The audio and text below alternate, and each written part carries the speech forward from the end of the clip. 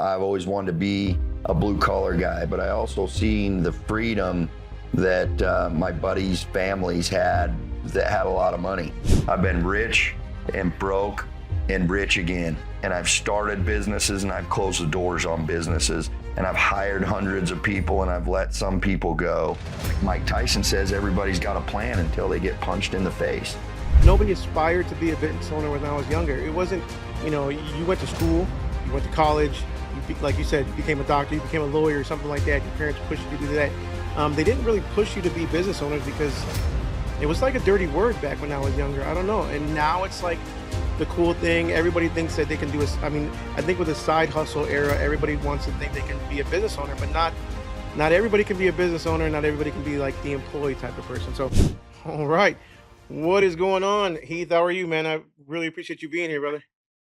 Hey, I'm glad to be here. Super excited to be here and talk to you. You guys are doing some kick-ass things down there in Texas, and can't wait to get involved with you guys.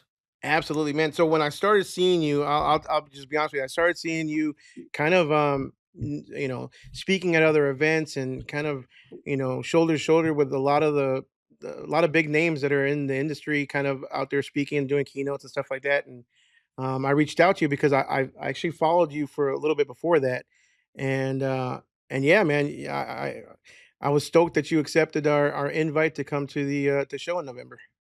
Well, let's talk about that a little bit because there's a lot of guys that are probably coming or have seen your video, your intro into the for the show, and they may not know your story. I know it because I've done a lot of research, but why don't you tell me from your own words, like your story from the start? Yeah, absolutely. Well, I'll tell you, from a young kid, I'll just give you a little background. From a young kid, I've always wanted to be a blue collar guy, but I also seen the freedom that my buddies' families had that had a lot of money. And, I grew up middle class and I wanted some of that freedom. I didn't really care much about the money. I just wanted the freedom that I seen that money. But I was always just wanted to be a blue collar guy. And my heroes were the guys that were working hard, running the equipment, operating the equipment, the trucks, the backhoes, the dump trucks, whatever it was. But as I got a little older and older, blue collar guys coming out of school, out of high school, they weren't the cool guys. If you wanted the cute girls, you're going to have to come up with a better story than that. You're going to have to say you're going to be a doctor or a lawyer. And I didn't tie that many blue collar mentors of mine to financial success stories, at least where I was growing up, in the little country. Those guys were badasses, Harley riding, tattoo guys. But the financial freedom I wanted, they didn't have. They were comfortable. They had good careers and everything else. But then I finally met a guy that I ended up going to work for who owned a big truck line. And he was a blue collar guy. He had gloves in his back pocket. He still drove truck every once in a while. And he was running a big multi-million-dollar company. So dropped out of college, went to work for him. And I tell a story how I've been rich and broke and rich again. And I've started businesses and I've closed the doors on businesses. And I've hired hundreds of people and I've let some people go. And I've rode Greyhound buses to business meetings. And I've taken my own jet. And I've slept in the back sleeper of my truck, of my semi truck. And I've slept at the Marriott, and I've slept at the Four Seasons before. And I've taken showers, and even as recently as a year ago, or a few months ago, actually, less than a year, I've taken showers at the truck stop. Even as a multi-millionaire, I'll take a shower at the truck stop if that's what I need to do for that day. So I've taken showers at the truck stop, or I've taken showers at the Four Seasons as well. I got into the trucking business, started learning all aspects of the trucking business from the inside out, and I chased the dollar and followed the crowd in the housing boom. Out of the trucking business, out of where I was developing my skills. I'd learned how to drive truck and do everything at that truck line, that multi-million-dollar truck line. And I jumped out of that trucking business and I started building spec homes. And in a matter of no time in the housing boom, I went from being in my 20s, just a regular Joe Blow, to a millionaire. and I was spending money left and right, and making bad decisions all over the place. And I really enjoyed the lifestyle that that money had brought me. But the housing boom crashed, and I crashed with it, and I lost. I went from taking vacations and flying first class and all these things to being broke, and it was very humbling. And you know, at a point where I had a couple kids at the time, and where we would go to a restaurant and we'd order a meal and we'd share it amongst the family. And you know, we were broke. We were trying to figure out how to make that ends meet, and it's really tough. It's different to be broke when you didn't have anything beforehand, right? But when you become super successful, you were known, you were the biggest donor at the school. It's ridiculously embarrassing. I don't know for sure if I was being talked about at kitchen tables, but I'm pretty sure I was. And it was a very public failure.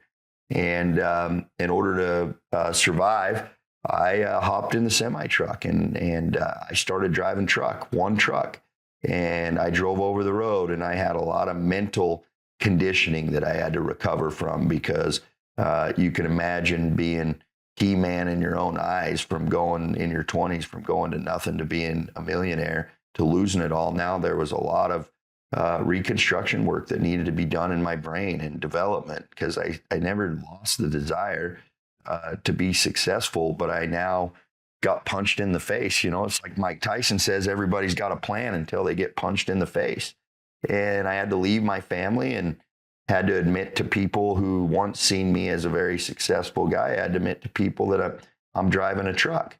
And it took a little while for me to recognize that driving that truck was a good thing, that it allowed me to develop mentally, and allowed me to you know, to not care what I'm doing as long as I'm growing, right? And I took that one truck and I built it into hundreds of trucks over time, into a multi-million-dollar empire.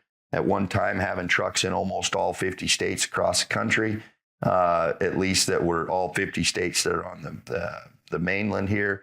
You know, not Hawaii and Alaska, but in most of the states across the country, hundreds of trucks hauling thousands and thousands of pounds of cargo all across the country, hundreds of employees, and ended up selling that in 2022 to a Red Bull owned company, to Red Bull, so that they could haul their energy drinks. So not only have I been a millionaire once, I've been a multimillionaire twice in my life, from zero.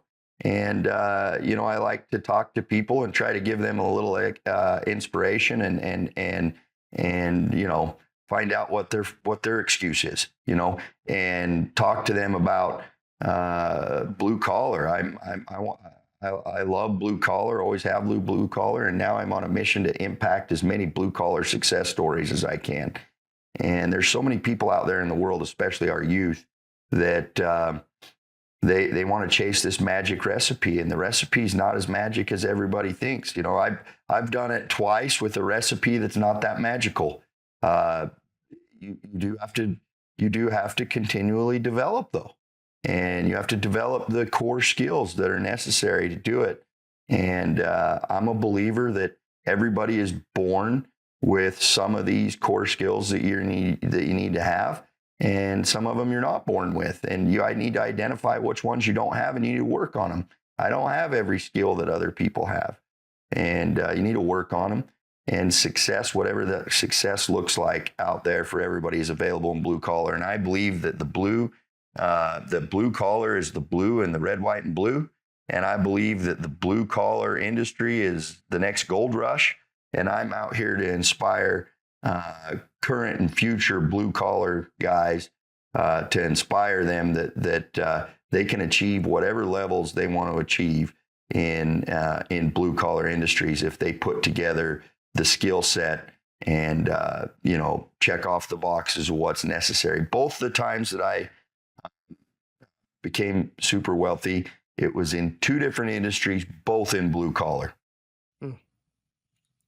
Let me ask you, there's a couple things I want to hit on that you touched on, right? So, first of all, you said when you were younger, you wanted to be blue collar, right? Like, I'm probably a little bit older than you, but I mean, when you say that, like when I was growing up, blue collar, there wasn't even entrepreneur. I don't even think. Well, it wasn't even a thing. It was. I mean, you were a business owner, but nobody aspired to be a business owner when I was younger. It wasn't. You went to school, you went to college. Like you said, you became a doctor, you became a lawyer, or something like that. Your parents pushed you to do that. They didn't really push you to be business owners because it was like a dirty word back when I was younger. I don't know. And now it's like the cool thing. Everybody thinks that they can do a I mean, I think with the side hustle era, everybody wants to think they can be a business owner, but not everybody can be a business owner. Not everybody can be like the employee type of person. So when you say that, I mean, I'm just kind of curious, like what drove you? I mean, what inspired you to be like a blue collar entrepreneur at a young age? Was there like a family member? Was there somebody that kind of Well, listen, you know, I always trust a hardworking, stinky, smelly, dirty boots wearing guy a whole lot easier than the guy with the loafers and the tie slingers in the boardroom. And I've spent a lot of time in the boardroom over the last several years of my life, and I've spent a lot of time in the banker's office and on different boards of directors. And at the end of the day, I resonate more with the guys that get in there and grind it out and put the work in. And there's so many of these guys that get in there and grind it out and put the work in that are limited on finding somebody like me that they could use as a success story. Their dreams and goals and aspirations are capped in their eyes because they're like, yeah, right. I can't go from a dumpster truck driver to a dumpster roll-off truck owner. Right? There's so many guys that think that, and then the guy that's a dumpster truck roll-off owner might not think, yeah, right, there's no way I'm taking this business to a level where I'm flying every day to meetings or to different regions of my company on my own corporate jet, or I'm flying my own helicopter. And I think blue collar needs people in there showing them that, hey, this is a future, man. You can accomplish this in blue collar. And when I was growing up, I wanted to be blue collar. I wanted to be the guy that could just work hard, but I also wanted the freedoms that I felt like money could bring me. And why was I attracted to that? Listen, those guys were the heartbeat of America in my eyes when I was young, and they're still the heartbeat of America in my eyes now and today. I value our blue collar guys, whether it's the truck drivers, whether it's the tradesmen, whether it's the servicemen, whatever. I'm very patriotic. I'm very American, and we would be fucked without us. That's right.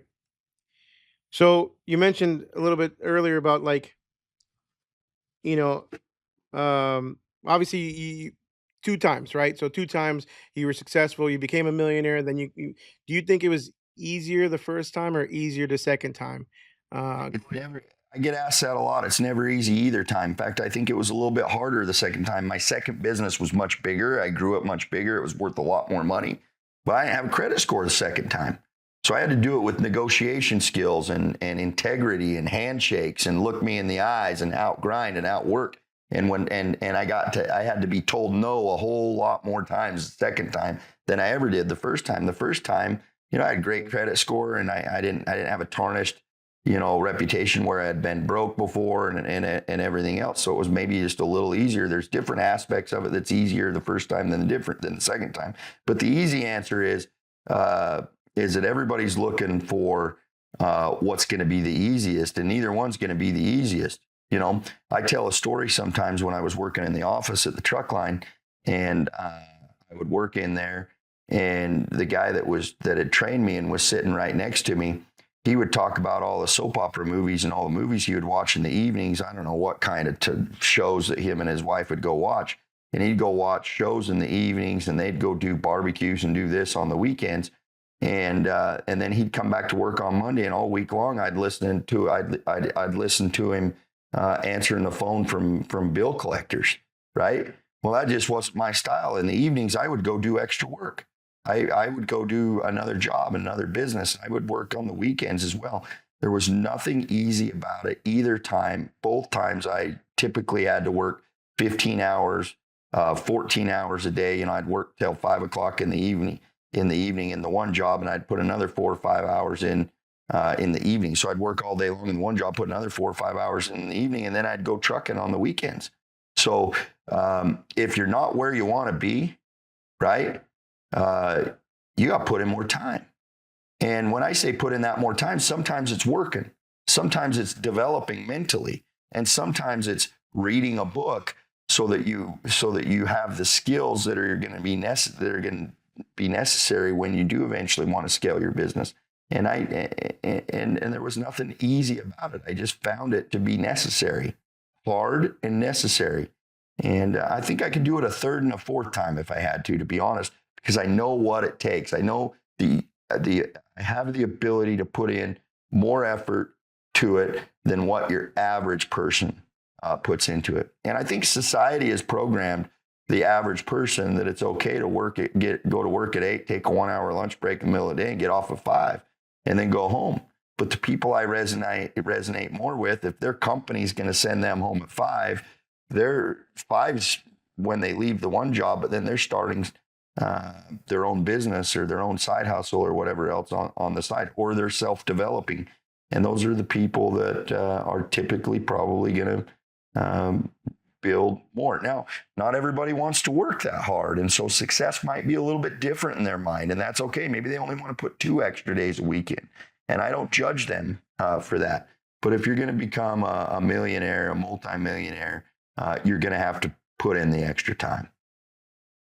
Let's talk about success stories, right? Or overnight success, because you mentioned you touched on it just a little bit, but like it seems like today's day and age, like everybody sees people online, they see people on YouTube, or even they see you, right? Let's say they see you and they say, "Oh, he's super successful," and they may have gone back, I don't know, a couple years in your history and saw that, to them, they spent 5 minutes looking up your history, but didn't realize that you had years of blood, sweat, tears, equity, I mean, time, I mean, sleepless nights, bills, all that stuff. They don't realize the real grind that it takes to be that to get there. How do you how do you how do you portray that to somebody that like, look, this is just because of what you see online. There's hundreds of success stories online, or people fake it till they make it, or they may look like they're making a ton of money and they're not. Like, how do you a lot of the people that watch this channel are really young entrepreneurs and they get kind of sucked into that kind of stuff. So what would you say to them? Well, I think society and maybe their parents, if their parents aren't where they want to be when they grow, if their parents aren't where, the person watching, if their parents and their family members aren't where they want to be in life, from a financial perspective, they need to find someone else to watch, and they need to watch their work ethic, and they need to put in what those other people are doing. But I think the youth of today have it potentially a pathway that potentially could be a little bit smoother than even my pathway, because they're a little bit more advanced in technology than my generation. And, I become a little more and more advanced all the time. But if they put my work ethic in, or they put their grandpa, I like to say, you got to work blue collar hard like your grandpa's blue collar hard. If you work your grandpa's blue collar hard, and I'm not a grandpa, so I'm talking a generation or two in front of me, you work your grandpa's blue collar hard, and then you put the knowledge that you have with social media and technology development, there isn't any reason that you're not running circles around me very soon and getting to where I'm at even faster than I got to where I'm at. But as technology and advancements have gotten better, people's work ethic has gotten worse. And society has programmed people that we have a 40-hour work week. They have to deprogram their head that the work week is not 40 hours when they're building, when they're grinding. Okay. It's not 40 hours. And then some people ask me, well, how many hours is it? It's as many hours as it takes. And you know that running your own business, right? If you don't get everything collected, all your roll off dumpsters collected by 5 o'clock, you're rolling till 6 o'clock till you go get those collected and dumped. And some mornings it's early morning. And some mornings it's not. Deprogram your head, the 40-hour work week out of your head. And then by the time you've found success, um, you know, then you don't have a number then either. You want to keep putting more effort and more energy in to whatever it is you're doing, because now you've completely deprogrammed your head. Yeah. Yeah. So I've heard you talk before about how you scaled your business, right? How you were able to scale your business. I think a lot of it was through, I mean, you correct me if I'm wrong. Well, you tell me, how were you able to scale your business the second time around, the trucking business? And what was the time frame? What did that look like as far as from when you first kind of started getting behind the wheel to when you sold? I went from being broke and $0 in my checking account and a credit score that was like a negative credit score. You can imagine what that was because I went broke. To selling it to within 6 years, I think 6 years I'd bought I'd bought a corporate jet, and 10 years after starting the business, I had sold it to Red Bull. So 10 years. I could have sold it for millions probably at 7 years, but I waited for a little bit better of an exit. Um, so, let's talk to the people that have a good credit score and maybe have a little bit of money to invest. Okay. I became a millionaire with bad credit score and zero money in my bank within 6 years. Okay. If I would have had a good credit score and a little bit of money in my bank, I could have done it even a little faster. So that's why I want to know is that let's talk about let's talk about other issues because, when people are sitting and looking at me and they're wanting to learn how to do it, well, let's talk about what other things are standing in the way of you accomplishing that because you got a credit score, you got a little money, maybe a little money, you got a day job that you can support your life. It's other things, it's other roadblocks that's standing in the way of you accomplishing that. And that could be, your lack of commitment. It could be your lack of salesmanship. You're maybe not a good salesman. It could be your adaptability. You've got to be really adaptable. Every good business owner, and you know this yourself from being a business owner, has to be the most adaptable human being on the planet. And you have to be able to be comfortable with the uncomfortable.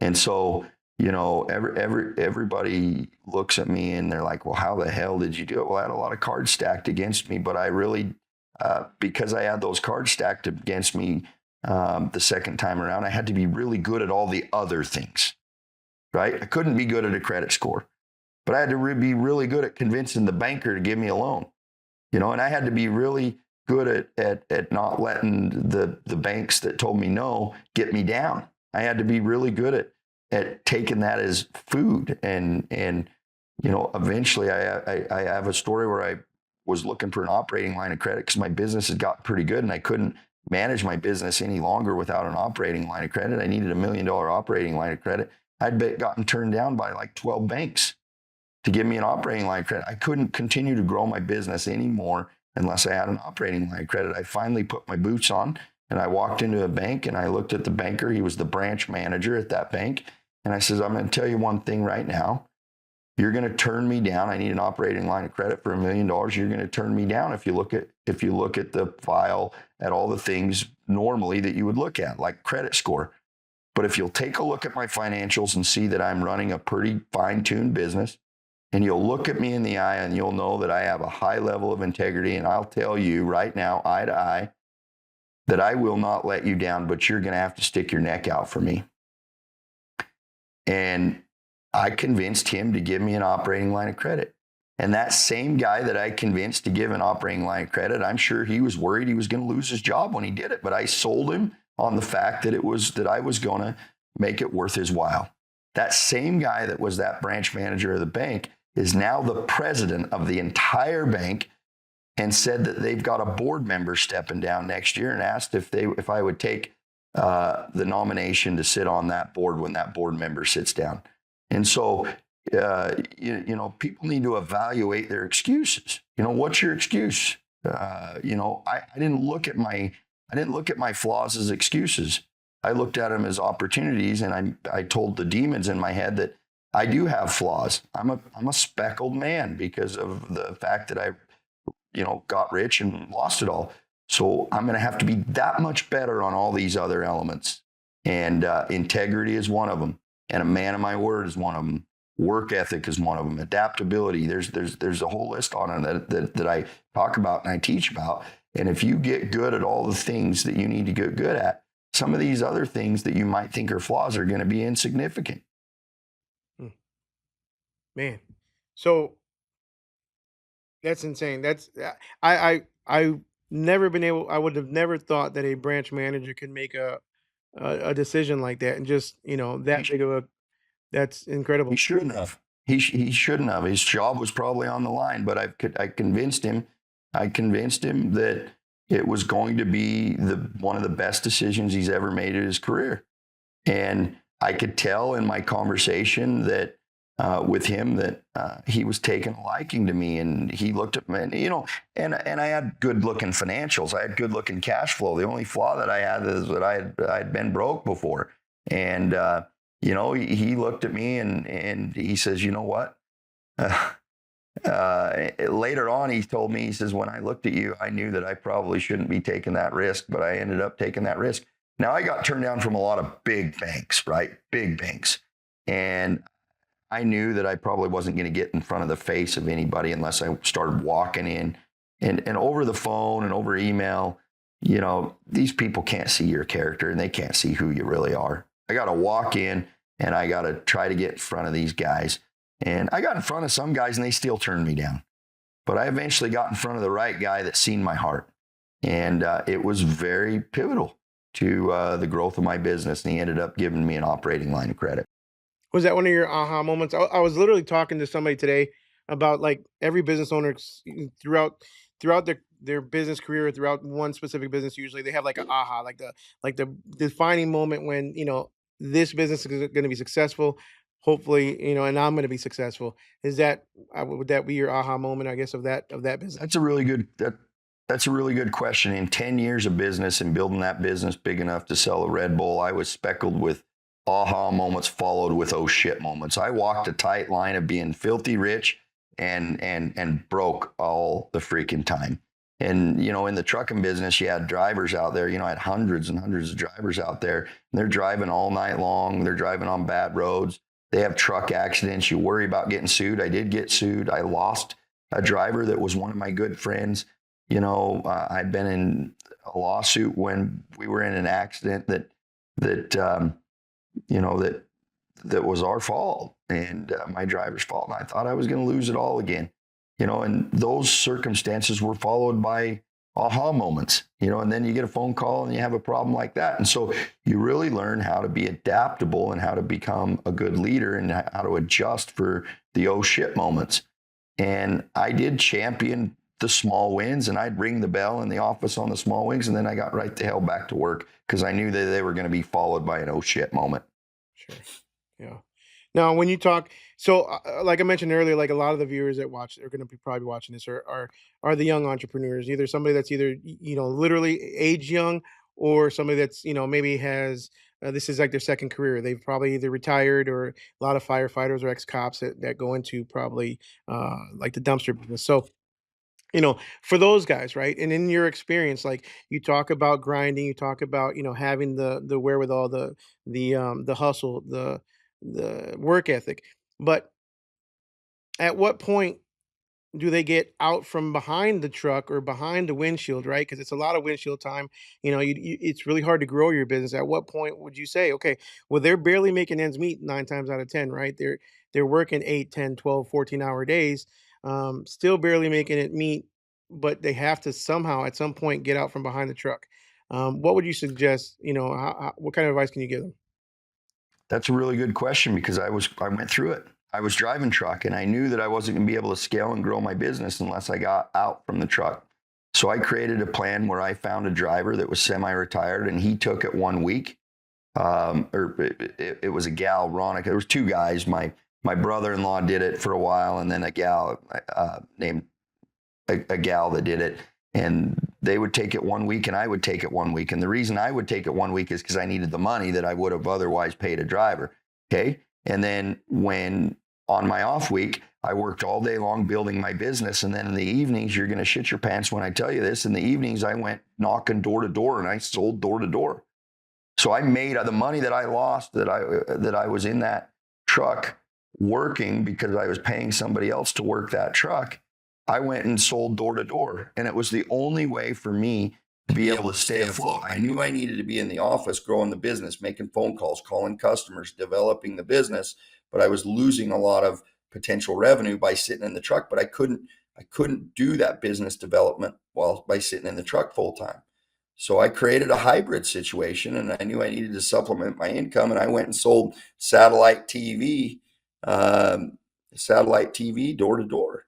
And so And the list goes on. I always had all sorts of infinite little jobs that I knew that I could make some additional money in the evenings when the rest of everybody that wasn't in growth mode was home playing, video games or watching the ball game or whatever else. And I don't judge them and I'm not talking bad about them. It's just, in my opinion, you're going to have a very difficult time reaching goals of any significant magnitude if you don't use up every spare ounce of daylight hour and sometimes dark as you can. You work till bedtime. And eventually there's breakthroughs where you really eventually don't have to work that hard. But by that time, your brain's programmed. I'm still up working at, I don't need to, but I'm up working at 7 or 8 o'clock at 9 o'clock at night frequently right now. Mhm. Your brain just gets redeveloped. Yeah, it's just nonstop. It just doesn't stop. Um, let's talk a little bit about ultimate blue collar, right? Yeah. Yep. What is that, and what do you do, and how do you help entrepreneurs? Great question. Thanks for asking me that. So ultimate blue collar is essentially, it's a movement. I want to champion the blue collar guy and the blue collar gal. I want to create, as big a movement champion blue collar as I can. So ultimate blue collar is a movement that I want to bring attention to the opportunities on all levels, whatever that success opportunity looks like. I want to bring attention to blue collar. And within ultimate blue collar, we have the blue collar union. And the blue collar union, one of the pivotal points in my last business that I ended up selling to Red Bull was that I joined a community. I joined a group of guys that were killers. They were business owners and like-minded people like me. And I started getting I joined that group and I started getting opened up to their connections and their ideas. And we shared ideas and we talked about different viewpoints on they're doing this with their business. And I'm thinking, get the hell out of here. That's crazy. I never even thought of something like that. So then all of a sudden I'd go back and I would try that. And then they would say, hey, I've got this really good CPA. I'm going to introduce you to this person. And as I got more and more successful, and after I joined this community, I got invited in to sit at tables that I would have never otherwise got invited to sit at. And I learned more, and it made it easier to take my business from $1 million business to a multi-million-dollar business. So I created the Ultimate Blue Collar Union. I wanted to do the same thing. I wanted to build a group that would help make an impact. So I wanted to introduce people to my affiliates. I want to bring people, like-minded people together with positive energy, people that want to learn more about business development, fitness development, because I think it all comes in together. It's fitness, family, faith, right? All those things. And I want to grow a community where people want to grow and they want to join and they want to learn. They want to learn from people that are in my circle. So every week I invite people that are in my circle, and some of these people are multimillionaires. You got I got Sean Whalen. He's the founder of Lions Not Sheep. He's coming to speak to my community. Marcus Luttrell, the lone survivor guy. He's coming to speak to my community. But it's not all just super powerful guys like that are speaking. I've got really smart people that will teach my blue collar community about how they can use AI. The power of AI with their blue collar business, tax people that specialize in blue collar business development that are tax specialists, lawyers, marketing people these people that have been brought to my circle, people have come to my circle, want to sit at my table the more and more successful I've got. So I went to them and said, you want to know how you guys can help me? You can help me by teaching the people in my community. Will you come on and teach the people in my community? Let's help these other people grow. And so that's what the Ultimate Blue Collar Union is. So you were talking about it's a community, it's an online community, it's a group, it's a membership. I mean, does somebody sign up on your site, or how does that work? Yeah. Yep. They can sign up. It's $1,970 annually. They get on there and they get to take advantage of all the affiliates and coaches and badass lawyers and all these people that I use in my multi-million-dollar businesses or have used before. They get to learn from them. I put them in contact with them. And then, once a month we have a powerhouse speaker like, Andy Elliott. I don't know if you know him, but Sean Whalen. We're in negotiations with Tim Tebow to come on. So once a month, there's a powerhouse speaker because I want to put good vibes in their brain, in my community's brains. But then the other weeks, it's educational people that want to learn different things, which is identical to the group that I joined. It helped elevate my business so fast when I started taking that chip off my shoulder and learning from other badasses that were on the same growth journey as me. That's what I put together. Well, that's kind of, I mean, the honest, I mean, it's just like a networking to a whole nother level is what it looks like, right? Like networking, but like, kind of Yep. really arrowed down to, you know, really successful business people, or, you're the right tools. Kind of why I'm doing the show. I mean, this is the second annual show, but I really believe in networking. I really believe that, once you come out of your shell, you shake hands, you get out there, you put yourself out there, you expose yourself a little bit, you open yourself up, the doors of opportunity actually will open up for you. But you've got to make the effort as a business owner. Um, you know, every single networking event that I always tell people that watch or whatever, that every single networking event you can go to, try to go to it, because you never know what kind of opportunities you're going to have, or the people that you're going to meet, that can literally change your business overnight. Listen. I'm gonna eat. I'm gonna eat Kobe steak for the rest of my life, and I still go to networking opportunities. I still go to hire a coach, because I like to feed my brain with growth and knowledge, and I like to learn from others. The other thing I was going to tell you too is the community that I joined when I was owned my truck line.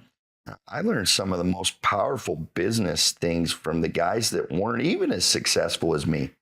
I love learning from everybody. There's people in that group that owned companies that were, didn't even have close to the zeros in their net worth that I did. But I'm telling you, when you take your chip off your shoulder and you start learning from those people, and then you take it back and implement some of their ideas in your business, you're like, I'm going to start listening to everybody, not just the successful guys. I need to listen to everybody, because everybody's got a little piece of something that could help my journey out. So I won't hold you too long, man. I just have a couple actually one main more question for you. But um, what would your current self tell your much younger self when you first started business? What one piece of advice would you tell yourself, or your younger self now, for the guys that are watching?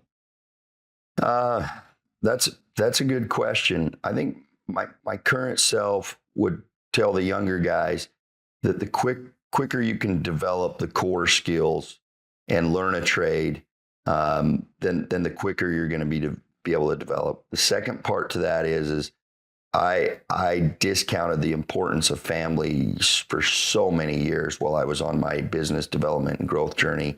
And then when you get to success and money and dollars and zeros, it's really hard to go back and fix, family mess that you've created while your growth journey. So I would tell my younger self is that I truly believe I can have what I have today and go back and have what I have today and redo it and put a little bit more emphasis on the importance of family. I've got a great family, and I spend a lot of time with them now, but all the time I spend with them now, I wish that I would have done while I was on my growth journey. And so I would tell everybody, there is no work-life balance, period. But the only exception is family.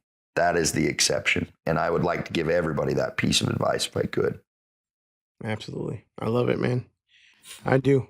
Um, Heath, brother, I really appreciate you being here, man. I am really looking forward to meeting you in person in November. Again, I thank you for accepting the invite, and I'd love to hear more of what you have to say uh, on November 11th and 12th at the Lone Star Dumpster Showcase. I can't wait to be there. I think that you're going to have a ton of badasses that I'm going to be able to shake hands with. And so not only I'm excited to speak on stage, I'm excited to shake hands and learn from your community of people. Yep, you're definitely the guy that we want to learn from. So All I right. appreciate it again, man, and we'll see you in November. All right. All right. We'll see you in November. All right, everybody. This is Josh with American AF Dumpster Rentals in Dallas. I just finished an hour-long conversation on my podcast, or on this show, interviewing Heath Treasure, the blue collar millionaire, founder of Ultimate Blue Collar Millionaire. And I'm super excited to tell you that obviously he's going to be one of the speakers at the Lonestar Dumpster Showcase coming up on November 11th and 12th. Look, guys, we've got something special for you. I want to let you guys know of our 100% value money back guarantee. If you attend and feel that you didn't get enough value equal to obviously your ticket price, I personally will refund you, no questions asked. Email me and say, Josh, I got zero value out of your show. Hate to say it, please send me my money back. No questions asked. I will refund you without a doubt.